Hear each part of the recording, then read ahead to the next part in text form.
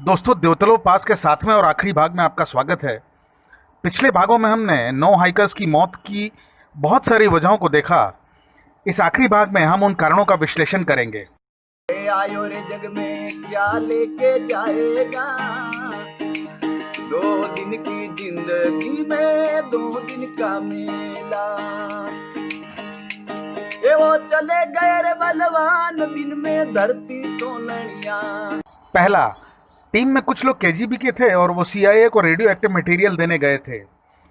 लाशों की स्थिति देख के तो लगता है कि जैसे उन्हें जानबूझ के मारा गया हो, लेकिन अगर कहानी को शुरू से देखें तो सीआईए की वजह से कोई टेंट अंदर से क्यों काटेगा, और टेंट से पेड़ों तक जो 25 मिले हैं उसमें सिर्फ 9 लोगों के अलावा और किसी के निशान नहीं मिले। और उस देवदार के पेड़ के नीचे आग जली हुई थी। अगर सीआईए टीम उन्हें मारना ही चाहती तो वो आग क्यों जलवाती। टीम को गुलाग जेल का भगोड़ा समझा गया। मान भी लेते हैं कि ये बात सही है कि उन्हें आर्मी ने गुलाग जेल का भगोड़ा समझ लिया हो। पहले की तरह इस टेंट को अंदर से काटना और सिर्फ 9 लोगों के पदचिन्ह ही मिलना। और अगर आर्मी ने उन्हें भगोड़ा समझ लिया होगा तो उनके पास मौजूद डॉक्यूमेंट्स दिखा सकते थे या उन्हें पकड़कर अपने हेडक्वार्टर ले जाते। अगर टीम का सामना जेल के भगोड़ों से हुआ हो तो ये बात मानी जा सकती है कि उन भगोड़ों ने उनका कत्ल कर दिया होगा, लेकिन फिर से वही टेंट वाली बात और पैरों के निशान वाली बात आ जाती है। तीसरा, स्पेशल फोर्सेस।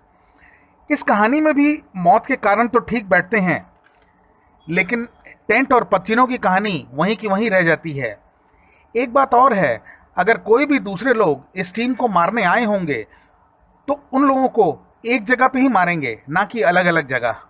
चौथा, मानसी जनजाति के लोग। वैसे ये लोग ऐसी मौत किसी को भी दे सकते हैं और अपने पैरों के निशान मिटाने भी जानते हैं। ये हो सकता है कि टीम को मानसी लोग मिल गए हों और बहस बढ़ते बढ़ते लड़ाई तक पहुंच गई हो, लेकिन यहाँ भी ये बात समझ नहीं आती कि अगर मानसी लोग टीम के पास गए भी होंगे तो टीम टेंट फाड़कर बिना जूते पहने बाहर क्यों निकलेगी। पांचवा, स्टोव। स्टोव की बात टेंट से बाहर आने तक ही ठीक लगती है कि धुआं भर जाने से टीम जल्दी से बाहर आ गई होगी, और फिर धुआं छटने का इंतजार करते हुए वो पेड़ के नीचे उन्होंने आग जलाई होगी। इसके बाद की घटनाओं का स्टोव से कोई लेना देना ही नहीं लगता। छठवां, ग्रेविटी फ्लक्चुएशंस। ये लॉजिक भी एकदम दूर की कौड़ी लगती है, और अगर टीम के लोग उड़ के जगह जगह गिरे होंगे तो फिर कदमों के निशान कैसे आ गए। सातवां है कैटाबैटिक विंड्स। ठंडी हवाएं भी क्यों टीम वालों को टेंट से दूर जाने पे मजबूर करेंगी, बल्कि इसमें तो उन्हें टेंट के अंदर ही रहना ज़्यादा अच्छा लगा होगा। आठवां, सीक्रेट लॉन्चेस। वैसे तो सरकारी ऑफिसर्स ने 1 और 2 फरवरी को किसी भी तरह के रॉकेट को न दागे जाने की जानकारी दी थी, लेकिन अगर मान भी लेते हैं कि किसी ने रॉकेट छोड़ा भी था तो ये कहानी के रिजल्ट से बिल्कुल भी नहीं मेल खाता। अगर कोई जलता हुआ रॉकेट गिरा भी होगा तो टीम थोड़ी देर के लिए टेंट से निकलकर उसे देख लेती और फिर वापस अंदर चली जाती। नौवां, इंफ्रासाउंड। मान लेते हैं कि कम फ्रीक्वेंसी की आवाज़ों ने टीम को भ्रमित कर दिया हो और वो टेंट फाड़ के बाहर आ गए हों, लेकिन उनकी दर्दनाक मौतों को ये चीज़ भी नहीं समझा सकती। 10वां, यूएफओ। यूएफओ टेंट के पास उतरने या क्रैश होने के बाद टीम ने जल्दी से टेंट काट कर उसे देखना चाहा होगा, और टेंट के बाहर आने के बाद की कहानी भी यूएफओ कवर नहीं कर पाता। मान भी लेते हैं कि कुछ एलियंस निकले होंगे, लेकिन उनके पैरों के निशान कहीं नहीं दिखे। खैर, ये कारण भी पूरा ठीक नहीं बैठता। 11वां, यति। वैसे यति की कहानी काफ़ी सारी कहानी को कवर कर लेती है, जैसे टेंट को फाड़ देना और ऐसी मौतें, लेकिन पैरों के निशान कहीं भी नहीं दिखे, और ऐसा भी नहीं लगता कि यति अपने पैरों के निशान मिटा सके। 12वां, वुल्वरीन। इस किस्से में टेंट से बाहर आने तक तो ठीक है, लेकिन एक जानवर इतने लोगों को मार सके और वो भी बिना काटे और पंजों के निशान के बगैर। 13वां है मेथनॉल पॉइजनिंग। इसके कारण टेंट से बाहर जाने तक तो ठीक है, लेकिन बाहर बर्फ में जाने पे नशा तो थोड़ा टूटा होगा, और ये उन लोगों की मौत का कारण भी नहीं सॉल्व करता।